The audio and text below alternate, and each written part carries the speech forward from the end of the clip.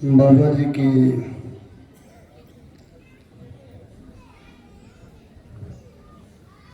हमारे बीच में जितनी भी बाबा जी की आत्माएं हैं उन्हें मैं नमन करता हूँ। और अभी बहन जी ने जो याद कराया मुझे भी वो समय याद आ गया। पुराना भवन था उस समय, बाद में परिवर्तित हुआ है। पर मेरे पास पुनीत चावला जी गए थे और उन्होंने मेले के बारे में बताया, तो मैंने कहा मैं मेले के बारे में सूचना अच्छे से सुन चुका हूँ, आप आए थे पहले भी। कहते नहीं, सारा गांव आ गया, आप नहीं आए। मैंने कहा ये तो बात सही है, आपने चोटी के आदमी को पकड़ा जो यूँ काफ़ी बड़ा आदमी है, लेकिन आपने ये याद करा दिया कि जब बाबा जी से यानी बहनजियों से हमारा जुड़ाव कुंजपुरा में बहुत पहले, मेरे ख्याल से शायद 30 साल से ज़्यादा ही हो चुका होगा अरसा। तो कुंजपुरा में जिस स्थान से शिव बाबा का ज्ञान प्रारंभ हुआ, वह सौभाग्य बहनों के आशीर्वाद से विकास क्लब की सरजमीन से शुरू हुआ था। तब हमें भी कहा गया कि आप ब्रह्म कुमारी विश्वविद्यालय से जुड़ गए। तो मैंने कहा इसमें बुरा क्या है, आप इसमें बुराई ढूंढ रहे हैं, मुझे अच्छाई के सिवाय इसमें कुछ और नजर नहीं आता। दृष्टि का फर्क है और दृष्टि के फर्क की वजह से ही पहले ये फर्क अंदर आता है, उसके उपरांत ये फर्क बाहर आ जाता है। जैसा कि अभी बहन जी ने बताया, बहुत शास्त्रों में बहुत सी कथाएं छोटी छोटी आती हैं, उनके माध्यम से बात आपके समक्ष रख रही थी। लेकिन हास्य भी कहीं ना कहीं बीच में आ रहा था। तो एक हास्य की बात ही कर रहा हूं, जैसे कि हमारे पास दरिया यमुना बहता है, यानी यमुना बहती है। तो वहां कुछ मेहमान किसी के आए हुए थे यूपी से, वो इधर आ गए, 5-4 दिन टिके, तो वापिस जाने लगे। तो देखा कि एक व्यक्ति यमुना में भैंस नहला रहा था और उन्होंने पूछा कि यमुना में जल कितना है, पानी कितना है। तो उस व्यक्ति ने कहा कि यहाँ तक है। तो उन्होंने कहा हम लोग तैर नहीं सकते, इसलिए खतरा है, तो आज वापिस हो लेते हैं। वो वापिस हो गए। ऐसे ही वो 3-4 दिन तक सिलसिला चलता रहा। फिर वो जो रिश्तेदार था उसको कहने लगे कि हम जाते हैं लेकिन पानी उतरा नहीं है अभी। तब वो कहने लगे पानी तो चढ़ा हुआ ही नहीं है। कहते नहीं, हम जाते हैं और एक व्यक्ति हमें हर रोज मिलता है और वो दिखाता भी है, और वाकई पशु भी वहाँ तैरते दिखाई देते हैं। तो कहा चलो मैं आज ही चलता हूँ। वो साथ चले गए। तो फिर वो व्यक्ति मिला उसी समय में, कहते वो देखिए।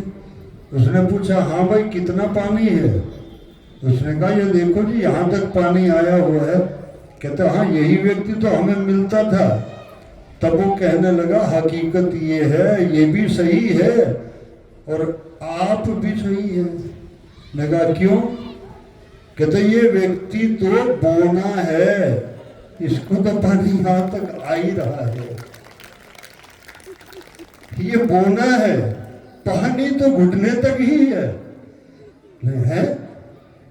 कि तो ये घुटने तक का जो पानी है, आपके 4 दिन में कितना काम खराब हुआ, कितने लोगों ने आपका इंतजार किया, यानी किसने ऐसा किया, कौन, किसका कसूर है?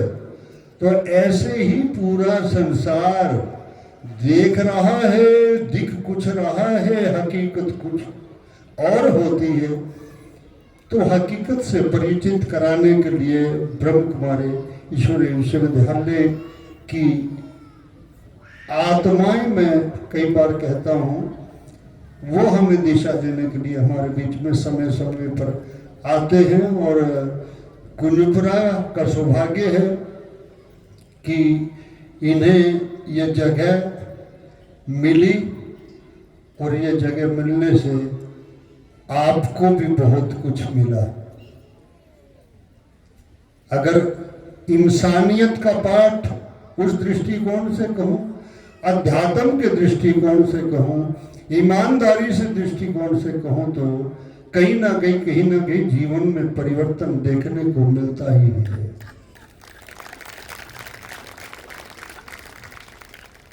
छोटी सी बात मेरे याद आ रही है, शास्त्र सम्मत बात है। एक काल ब्राह्मण हुआ करते थे, काल नाम था। उन्होंने तपस्या की, छोटी सी बात, यानी दृष्टांत तो बड़ा है। काल ब्राह्मण ने बहुत भगवान की तपस्या की, योग के माध्यम से बहुत तपा, बहुत तपा, बहुत तपा।